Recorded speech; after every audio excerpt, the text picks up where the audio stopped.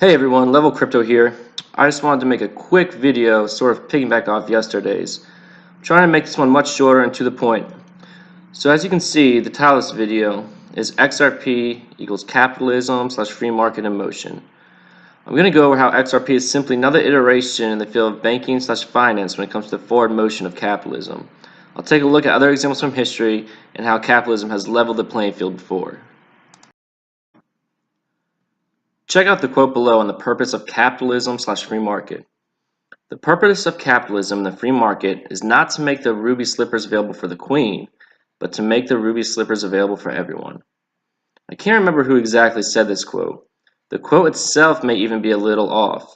I searched everywhere on the internet but could not come up with anything. If you happen to know, please drop it in the comments. But essentially, the purpose of capitalism is to make money. If they're only selling to the top tier of society, they have limited customers. Therefore, they want to figure out a way to make the best product at the most efficient price where it's available to the masses. In result, they're leveling the playing field for everyone. I know people think capitalists are evil, but the truth is they just want to make money.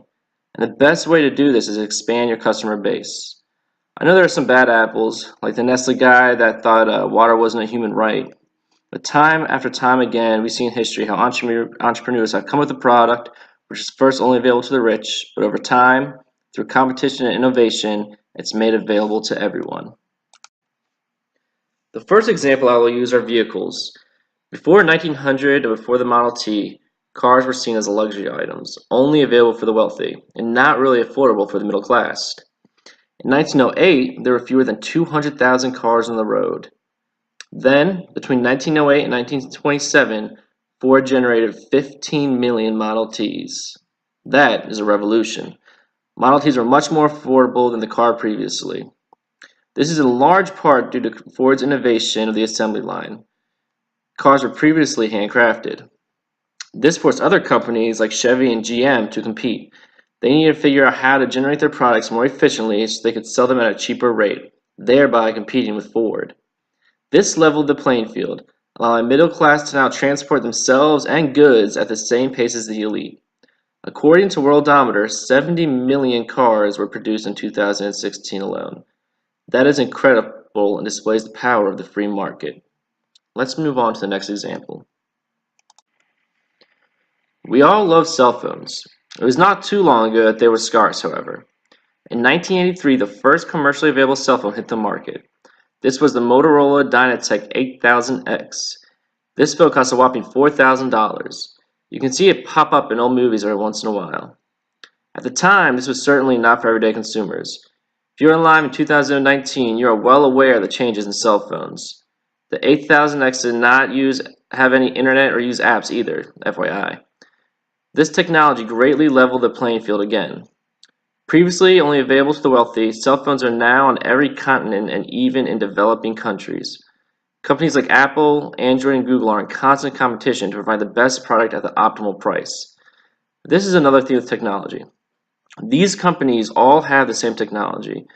Their phones can essentially all do the same things. So, the competition comes down to marketing and price, really. Look at the graph on the right to see the explosive growth of cell phones from 2000 to 2017. It's incredible.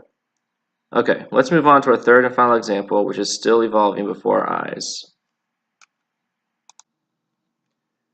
XRP is the ruby slipper of the banking industry. See the top American banks on the left side. You have JP Morgan with $2.5 trillion in assets, Bank of America with $2.2 trillion, Wells Fargo with $1.9 trillion, Citigroup with $1.8 trillion, and Goldman Sachs with $917 billion. These are some of the big players in the banking industry, the elites of the banking industry.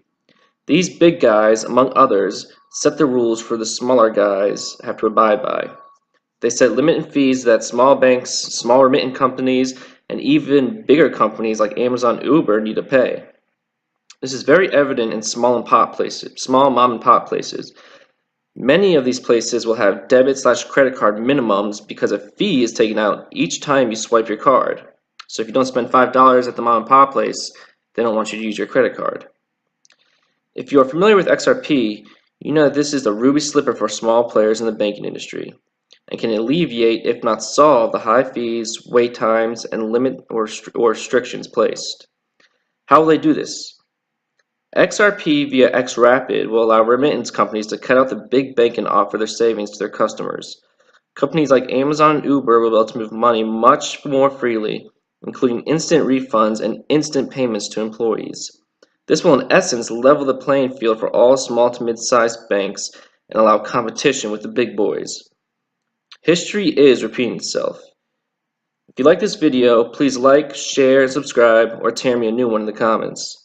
This is Level Crypto signing out. See you in the funny papers.